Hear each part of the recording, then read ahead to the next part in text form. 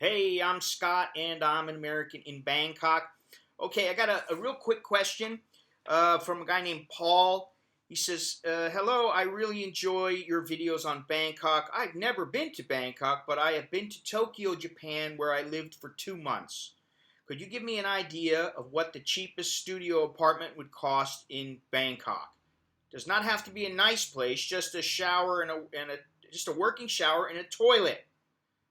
You got high expectations. Is Pattaya a cheap area to rent an apartment, or would it be dangerous to live there? Are there dangerous areas in Bangkok to stay away from? Thanks, Paul. Uh, well, first of all, you want a cheap place? I mean, if you really want, you could probably find a place for like 500 or 1,000 baht a month, but I really doubt it's going to be a place that you want to live. And usually, a place like this will have a communal toilet, a communal shower, and you can find a place if you really look around. You can find a place for about 3,500 baht, maybe 5,000 baht. My buddy's got a very nice place on Ratchada Soy 7, and it's 7,000. Well, it's off of Ratchada Soy 7. It's about a block down the street. It cost him 7,000 baht a month. It's a very nice place. It's a little small, okay, but it's a nice place. And some people would think that that's expensive.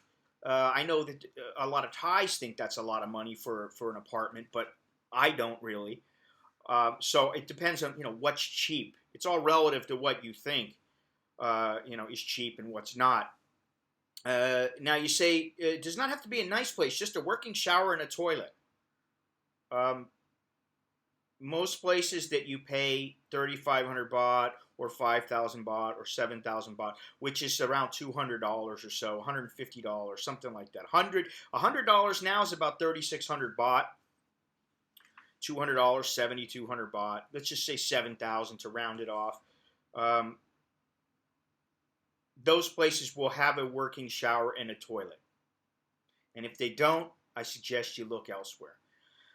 Is Pattaya a cheap area to rent an apartment? Well, yes, it is, but so is Bangkok. There are places in Chiang Mai that are cheap. There are places all over that are cheap. So it's a matter of where you want to live and what you're going to do here. And are you going to work? Do you need to be next to your job? Where do you want to be around? Do you want to be at the beach, or do you want to be in the city? Or it's all up to you, man. That's the thing about Thailand, is there's a lot of choices. Or would it be dangerous to live there in Pattaya? He's talking about.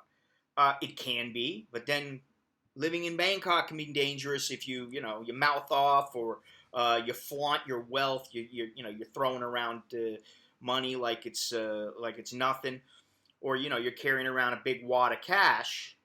Then you might get yourself in trouble. But there's been times when I've walked around with, say, 50,000 baht in cash in my pocket, and I've taken the money out. Or what I would do is I'd put a couple thousand in one pocket. I'd put the roll in the other pocket, and usually I wouldn't take it out. But once in a while I had to take it out, even more than that. And I was relatively safe. Maybe I got lucky, so I wouldn't suggest doing that. But, I don't know what else to say. There are dangerous in areas in Bangkok. If you stick to the main areas, and by the main areas I'm talking about like Lower Sukhumvit, there's places in Satorn, Victory Monument, and around Khao San, and these kind of places. If you watch yourself, they're not too dangerous. Okay, there used to be a list that was online of places that were considered dangerous, and I was surprised because one of the places was like Lot Prao 107, and I used to live on Lot Prao 111, and it was right down the street. I was like, wow, you could walk there in 10 minutes from where I lived. And so I walked down the street once, and I thought, wow, this is dangerous. But at night, I never walked there at night. And apparently at nighttime, there's a lot of drug activity and stuff like that. So it pays to do your research. I mean, I'm not going to be able to tell you any one place to go. There is no one answer. This is the thing. You give me, hey, where should I live? Well, where do you want to live in New York? I mean, hey, I want to live in Los Angeles. Where should I get an apartment? I mean, you got to really do your research. You're going to have to look around. You're going to have to figure out what you want. And that's the key. You got to narrow it down a little bit. Once you narrow it down, most people say to me they want a place that's close to. It's light, man. Uh, they want a place close to the SkyTrain or the subway or something like that, and that makes it a little bit easier. But the SkyTrain and the subway, they go a long ways, and you could live just about anywhere. But I mean, Sukhumvit Road is always good, or off Sukhumvit is good. You want a cheap place. Anut is an area that, there's a lot of whores that live in the apartments on that street, or at least there used to be, because they all run down to Soy Cowboy or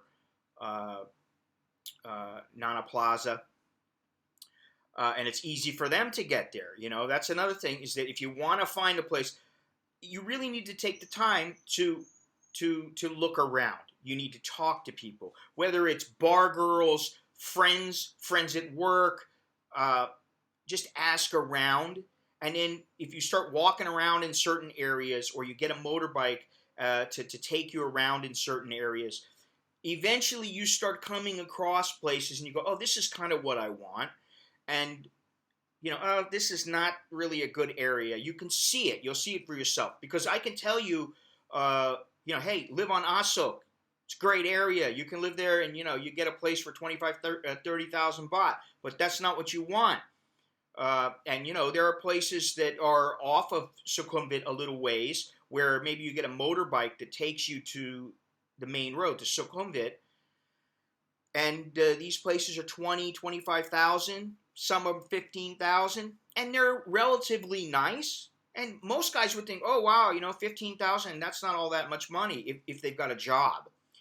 If they're retired or they don't have a lot of money, they're, oh wow, that's too much money. I want to live there because I want to live on the cheap. So you got to decide what it is you want. I mean, you really want a cheap place, you can live somewhere for like I said, 3,500 baht. There are places out there. But, without speaking any Thai, some of these places, they're going to be hesitant to accept you. And, you may have problems communicating with people. And that's why it benefits people to have friends before you come here. That's why I say take the time to come here and do your research. Take a couple trips here. Visit here for a couple of weeks, couple of months at a time, as long as you can. That way you start getting a feel. Hey, I like this area. Hey, I don't like this area. I never liked Lower Sukhumvit. I lived there because it was convenient at one time. I lived right off of Sukhumvit Soy 1 for a long period of time. And then between Soy 1 and Soy 3, there is a small street next to Bumrungrad Hospital. And I used to live in a big apartment. It was a penthouse apartment. I lived at the top there, and I really liked the place, but it was too expensive. In the long run, I was pissing away money. And then I moved to the Ramkhamhaeng area because my wife was, she was my girlfriend at the time, was living in the Ramkhamhaeng area. And so I moved to Ramkhamhaeng, and then we ended up moving in together. And then now, because we got kids, I personally don't want an apartment, and I don't even think about it. I let her take care of everything. So if you have somebody that can help you, that's, you're ahead of the game. That's a huge plus. Somebody Thai, or if they're not Thai, somebody who knows what they're doing, where they're going, who can speak Thai, because for somebody who has never been here, it's going to take you quite a bit of time to get up to speed. I mean, usually it takes guys a couple of months before they really get the hang of the area and hang of how things work here. And it doesn't take long. Once you're moved into a place and downstairs they have a laundry. Oh, they also have a little restaurant downstairs. They'll send up food. There's fried rice for 30 baht or something like that. And then down the street, there's a couple of little Quitio restaurants or something. It just doesn't take long once you're in. But sometimes it takes a while to dial everything in and to find a good place. So that's all I got. So listen. If you like this video, please click like, please click share. Leave a comment. Let me know what you think. Let me know your advice to this guy. I get questions like this all the time. Also, check out my website, AmericanInBangkok.com. In the next couple of weeks, I should have a forum up. It's going to be a members-only forum, just like I have now, but it'll be dedicated. It'll be a dedicated site just for the forum. If you want to become a member of my site, just go to my website, www.americaninbangkok.com. Here's the link up top. Click on the members button. If you need any help, there's a consultation button. Click on that. And that's all I got. So until next time, I'm Scott. I'm an American in Bangkok. Chok di, la jerkin mai.